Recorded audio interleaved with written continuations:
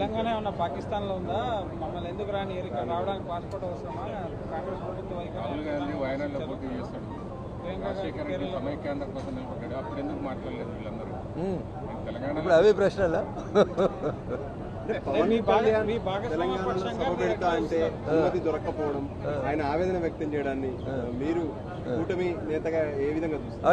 Audio check అందరికీ నమస్కారం. నేను మీ రఘునందన్ రావు, ఎంపీ మెదక్.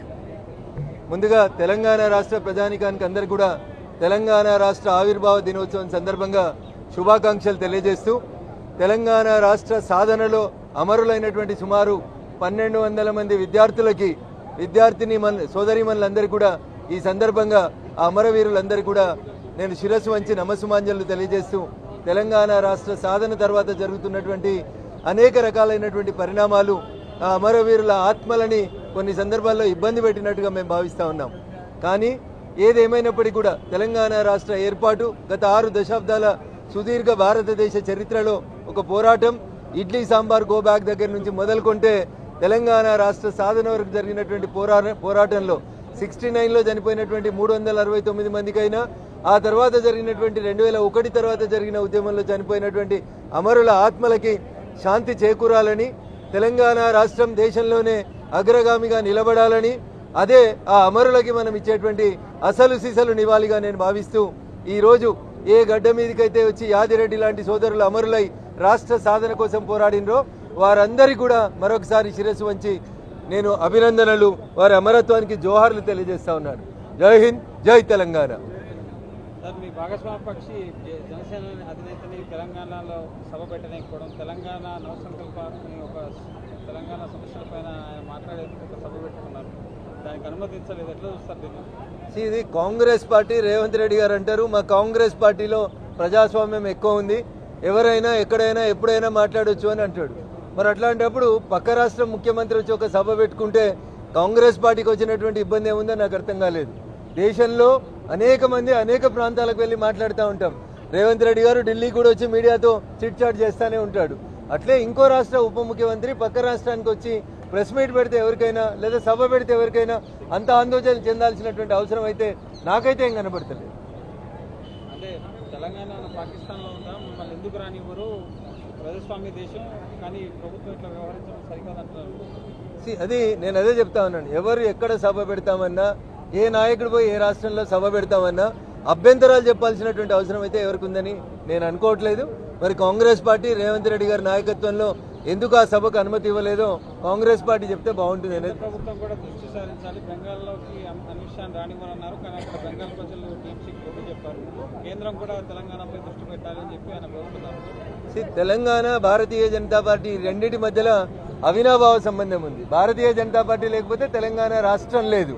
కాంగ్రెస్ పార్టీ టర్నులు తీసుకొని, అనేక టర్నులు తీసుకొని తెలంగాణ రాష్ట్ర ఏర్పాటు విషయంలో పిల్లి మొగ్గలేస్తున్న సందర్భంగా బేషరతుగా పార్లమెంట్లో ఉన్నటువంటి భారతీయ జనతా పార్టీ సభ్యులందరూ కూడా మద్దతు ఇస్తేనే తెలంగాణ రాష్ట్ర బిల్లు సాధ్యపడింది.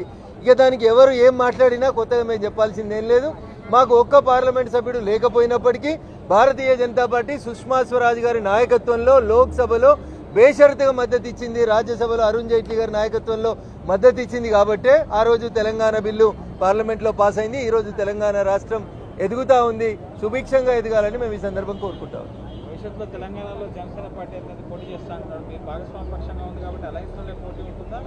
ఎట్లా ఉండబోతుంది? సో ఎన్నికలు చాలా దూరంగా ఉన్నాయి, ఎన్నికలు అనేవి చాలా దూరంగా ఉన్నాయి. ఈరోజు తెలంగాణ రాష్ట్ర ఆవిర్భావ సందర్భంగా ఇష్యూని డైవర్ట్ చేయొద్దని, దాని కాంట్రవర్సీకి కాంప్లికేట్కి మలపొద్దని ఇతర రాజకీయ పార్టీల మిత్రులకి ఈ సందర్భంగా నేను సవినయంగా అప్పీల్ చేస్తా ఉన్నా. ఎందుకంటే రేవంత్ రెడ్డి గారు వేరే రాష్ట్రాలకు పోయి ప్రచారం చేస్తారు, చంద్రశేఖరరావు గారు వేరే రాష్ట్రంకి పోయి రైతులకు పైసలు ఇచ్చొస్తారు. రకరకాల వ్యక్తులు రకరకాలైనటువంటి పనులు చేసినప్పుడు ఒక రాష్ట్రంలో ఉప ముఖ్యమంత్రిగా ఉన్నటువంటి వ్యక్తి వచ్చి సభ పెట్టుకుంటే అంత ఉలిక్కి పడాల్సినటువంటి అవసరం ఏముందో నాకు అర్థం కాలేదు. తెలుగు రాష్ట్రాల మధ్య మరోసారి విద్వేషాలు రెచ్చగొట్టుకునేటువంటి ప్రయత్నాలు జరుగుతున్నాయి ఈ అంశంతో. టీఆర్ఎస్ పార్టీ, బీఆర్ఎస్ పార్టీ ఎప్పుడైతే తెలంగాణలో తమ ఉనికికి ప్రమాదం వస్తుందని అనుకుంటారో ఆ రోజు వాళ్ళు తెలంగాణ సెంటిమెంట్ని రెచ్చగొట్టేటువంటి ప్రయత్నం చేస్తారు తప్ప ఇంకొకటి కాదు. చంద్రశేఖరరావు గారు ముఖ్యమంత్రి హోదాలో పోయి ఆంధ్రప్రదేశ్లో మంత్రి రోజా ఇంట్లో రొయ్యల పులుసు తిన్న రోజు అడ్డం రానటువంటి తెలంగాణ సెంటిమెంటు ఇవాళ ఎందుకు వస్తుందన్న? ఎవరు ఏ రాష్ట్రంలోకి పోతుంది, ఏ రాష్ట్రంలోకి పోయి ప్రచారం చేస్తుంది. ఎవరి ఉనికి ఎవరికి ప్రమాదం కాదు. ప్రజలు ఎవరిని ఆశీర్వదిస్తే వాళ్ళు అధికారంలోకి వస్తారు. దానికి ఆ రాష్ట్రం ఈ రాష్ట్రం, మరి మన పక్క రాష్ట్రం పోయి ముఖ్యమంత్రులు ఉన్నప్పుడు పక్క రాష్ట్రం పోయి రొయ్యల పులుసు తిన్న రోజు ఈ కవితమ్మ యాడున్నది? అదే తండ్రి పక్కన ఉన్నది కదా. ఆ రోజు మాట్లాడి ఉండాల్సింది, నాయన ఆంధ్రప్రదేశ్లో రొయ్యలు తింటే అపరాధం అవుతుందని చెప్పు ఉండాల్సింది కదా. ప్రాంతాలుగా విడిపోదాం, ప్రజలుగా కలిసిందాం. This is our slogan, we stand for it. ఎవరు వచ్చినా ప్రజలు ఎవరిని ఆశీర్వదిస్తే వాళ్ళే నాయకత్వం వహిస్తారు తప్ప ఇట్లా ఈ ఉడత ఊపులకు భయపడుకుంటూ పోయేటువంటి అవసరం భారతీయ జనతా పార్టీకి లేదు. అరే Pawan Kalyan is a part and parcel of NDA. How can you separate him? ఏ రాష్ట్రంలో ఉంటుంది? వారు ఎన్డీఏ భాగస్వామ్య కూటమిలో ఉన్నారు, ఉంటారు. ఎన్డీఏ భాగస్వామ్య కూటమిలో ఉన్నటువంటి వాళ్ళు వేరే రాష్ట్రాలకు పోద్దని ఏమైనా ఉందా? తప్పకుండా పోతాం. దాన్ని మీరు అడ్డుకునేది ఏముంది? మీకు ఉన్నదేందని అడ్డుకునేది ఏందని? భారతీయ జనతా పార్టీ కాశ్మీర్ నుంచి కన్యాకుమారి దాకా ఒంటరిగా అన్ని బూతులలో గెలవడానికి మేము ప్రయత్నం చేస్తా ఉన్నాం. మా భాగస్వామ్య పక్షాల నాయకులు ఎవరైనా మా రాష్ట్రానికి వస్తా ఉన్నా, ఏ రాష్ట్రానికి వస్తా ఉన్నా ప్రజాస్వామ్యబద్ధంగా స్వాగతిస్తాం. దాంట్లో ఇబ్బంది పడాల్సినటువంటి అంశం ఏముంది? అట్లాంటి అదే కాంగ్రెస్ పార్టీ బిల్లు పెట్టిన రోజు అదే లగలపాటి పెప్పర్ స్ప్రేలు కొట్టిండు. మరి తెలంగాణ బిల్లు వద్దన్నాడు. మరి పొన్నం దానికి కూడా సమాధానం చెప్పాలి కదా. వద్దనేటోళ్ళు వద్దంటూనే ఉంటారు. వచ్చింది కదా రాష్ట్రం, సాకారం అయింది కదా, పాలించి దానికి మంచి ప్రజలకి మేలు చేయాలనేది కాంగ్రెస్ పార్టీకి ఈ సందర్భంగా నేను చెప్పేటువంటి సూచన. లగడపాటిని హైదరాబాద్ రాణిస్తలేదా కాంగ్రెస్ పార్టీ? లగడపాటితో సర్వే చేయించుకుంటలేడా రేవంత్ రెడ్డి గారు? కాబట్టి మాటలు అవసరం ఉన్నప్పుడు సెంటిమెంట్ని రెచ్చగొట్టడానికి వాడడం అనేది సరి అయింది కాదనేది నా భావన. Thank you.